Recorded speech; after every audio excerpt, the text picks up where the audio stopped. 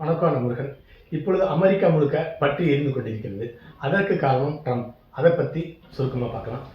Video பார்க்குற நீங்கள் subscribe பண்ணி பார்த்தீங்கன்னா வீடியோ போடுற எங்களுக்கு ஆர்வமாக இருக்கும். சரி, வீடியோக்குள்ள போகலாம். அமெரிக்கா முழுக்க குடியேற்றங்களுடைய பிரச்சனை காரணமாக மிகப்பெரிய போராட்டம் நடத்திட்டு இருக்காங்க. குறிப்பாக லாஸ் ஏஞ்சல்ஸ் நகரில் வீதிகளில் இறங்கி மக்கள் இல்லாமல் போராட்டம் நடத்திருக்காங்க. குழந்தை வைத்திருக்கின்ற தாய்மார்கள் மற்றும் ஏழைகள் அங்கே பாரம்பரியமாக இருக்கிறவங்க எல்லாமே சட்டத்தை மீறிய குடியேறிகள் அப்படின்னு சொல்லிட்டு அந்த நாட்டை விட்டு வெளியேற்றுவதற்கான வேலையை ட்ரம்ப் அரசாங்கம் செய்து கொண்டிருக்கிறது. அதற்கு எதிர்ப்பு தெரிவித்து அந்த மக்கள் எல்லாமே தங்களுடைய பிள்ளைகள் அங்கே தான் படிக்கிறாங்க. தங்களுடைய ஒட்டுமொத்த பொருளாதாரமே இங்கே தான் இருக்குது, அதனால் நாட்டை விட்டு வெளியேற மாட்டோம்னு சொல்லிட்டு போராட்டம் நடத்திருந்தாங்க. ஆரம்பத்தில் சின்னதாக போராடின இந்த போராட்டம் இப்பொழுது பற்றி கொழுந்து விட்டு எரிந்து கொண்டிருக்கிறது. ஆயிரக்கணக்கான மக்கள், லட்சக்கணக்கான மக்கள் எல்லாமே தெருவில் இறங்கி போராட ஆரம்பிச்சிருக்காங்க. அது மட்டும் போதாதுன்னு சொல்லிட்டு அமெரிக்க காவல்துறைக்கு மிகவும் கட்டுப்பட்டவராக அந்த நாட்டுடைய மக்கள் இருப்பார்கள். இப்போ அப்படியே நிலைமை தலைகீழாக இருக்குது. அந்த நாட்டு மக்கள் எல்லாமே அமெரிக்க காவல்துறையுடைய வாகனத்தை கல்வீசி எறிகிறாங்க, தீ வச்சு கொளுத்துறாங்க. மிக மோசமாக கட்டுக்கடங்காமல் நிலைமை போயிட்டு இருக்கு. அதற்கு காரணம் ட்ரம்ப். அதாவது இந்திய வரலாற்றிலேயே ஒரு குற்றவாளியை பிரதமராக தேர்ந்தெடுத்து பதவி பிரமாணம் செய்து வைத்திருக்கிறது இந்திய தலைமை நீதிபதி அவர்கள் தேர்ந்தெடுத்து இந்திய பிரதமராக மோடி அவர்களை தேர்ந்தெடுக்கிறார்கள். அவர் குற்றவாளி எப்படி என்று பார்த்தால், குஜராத்தில் 3500 பேரை கொலை செய்த குற்றவாளி தான் பிரதமர் மோடி அவர்கள். அனைத்து கட்ட விசாரணைகளுமே நீதிமன்றத்தால் முடக்கப்பட்டது.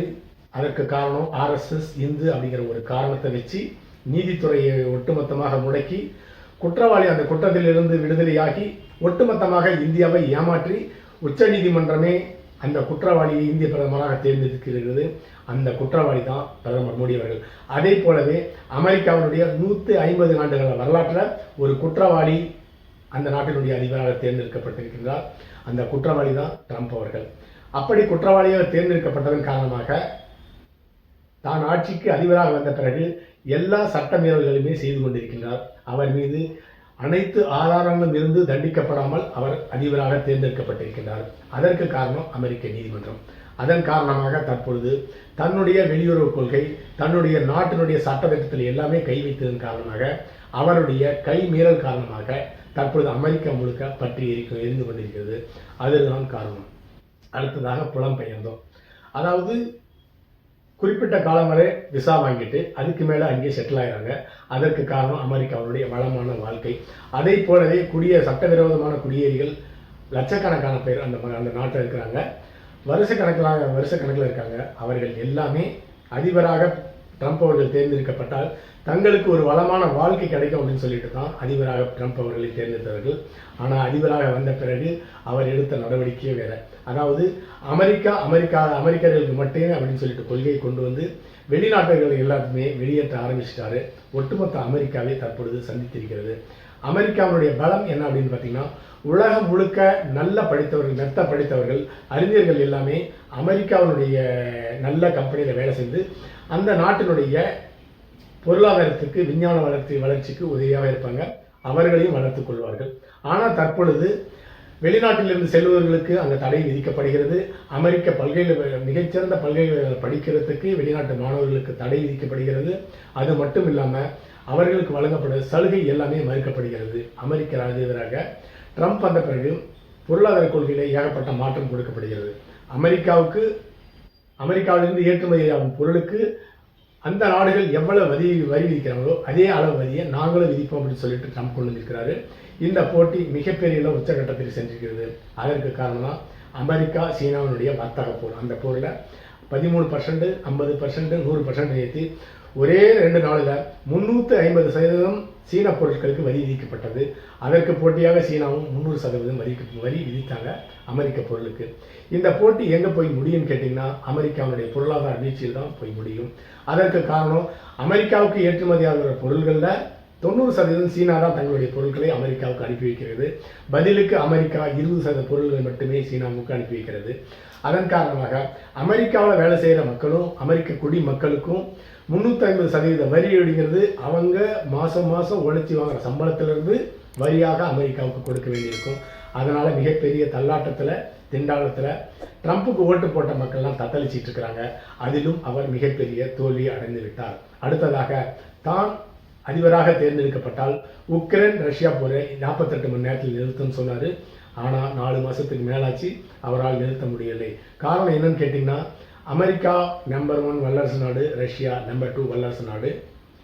அமெரிக்காவினுடைய நம்பகத்தன்மை மிக மோசமானது உலக நாடு மக்களிடையே எல்லாருக்கும் தெரியும். அதனால் ரஷ்யா அமெரிக்காவை நம்ப மறுக்கிறது. அதனால் போர் நிறுத்தத்தில் நான் ஒப்புக்கொள்ள மாட்டேன்னு சொல்லிட்டு ஏராளமான இன்னும் தடைகளை தான் உக்ரைன் மீதும் அமெரிக்கா மீது விதிச்சிருக்கிறது ரஷ்யா.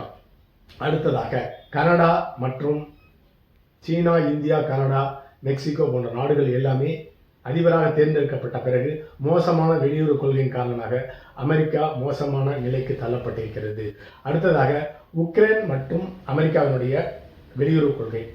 அமெரிக்கா பைடன் இருந்தவர்களுமே உக்ரைனுக்கு மிகப்பெரிய இராணுவ உதவியும் பொருளாதார உதவியும் செஞ்சிட்டு இருந்தார். ட்ரம்ப் அவர்கள் அதிபராக வந்த பிறகு ஒட்டுமொத்தமாக உக்ரைனுக்கு செய்யக்கூடிய உதவியை நிறுத்திவிட்டார். இப்பொழுது மோசமான நிலையில் உக்ரைன் சென்று கொண்டிருக்கிறது. ஆனால் அந்த மோசமான நிலைமை என்பது உக்ரைனுக்கு கிடையாது, அமெரிக்காவுக்கு தான். ரஷ்யாவுடைய வளர்ச்சி மோசமான நிலையை எதிர்காலத்தில் இட்டு செல்ல போகிறது அப்படிங்கிறது இந்த ஒரு ராஜதந்திரியால் புரிந்து கொள்ள முடியவில்லை. ஏனென்றால் இவர் ஒரு சிறந்த அரசியல்வாதியே கிடையாது ட்ரம்ப் அவர்கள். அடுத்ததாக யூரோப்பிய யூனியனுடன் அமெரிக்காவினுடைய ஒரு ஐரோப்பிய யூனியனுடன் இவ்வளவு 75 வருஷமாக ஒரு சுமூகமான உறவில் தான் இருந்தது அமெரிக்கா. தற்பொழுது ட்ரம்ப் தேர்ந்தெடுக்கப்பட்ட பிறகு ஐரோப்பிய யூனியனுடனும் பொருளாதார தடையை விதிச்சிருக்காரு. அதாவது அந்த டேக்ஸ் எல்லாமே உயர்த்திருக்காரு. அதனால கடும் கோபத்தில் இருக்காங்க ஐரோப்பிய நாடுகள். அடுத்ததாக நேட்டோ நாடுகள். ஒரு 75 ஆண்டு காலமே 2ஆம் உலக போருக்கு பிறகு அமெரிக்கா தான் அந்த நேட்டோ நாடுகள், யூரோப்பு நாடுகள் எல்லாமே வழிநடத்தும் நாடாக இருந்து கொண்டது. அதையும் அந்த நாடுகள் பொறாமை இல்லாமல் ஏற்றுக்கொண்டிருந்தார்கள். ஆனால் ட்ரம்ப் அதிபரான பிறகு அந்த ஐரோப்பிய நாடுகள் மற்றும் நேட்டோனுடைய கூட்டணியிலிருந்து கொஞ்சம் கொஞ்சமாக விலக ஆரம்பிச்சிருச்சு அமெரிக்கா. அதன் காரணமாக 75 ஆண்டுகளாக தாம் தவற செய்து இந்த ஐரோப்பிய யூனியன் நாடுகளும் நேட்டோ நாடுகளும் திருத்திக் கொண்டன.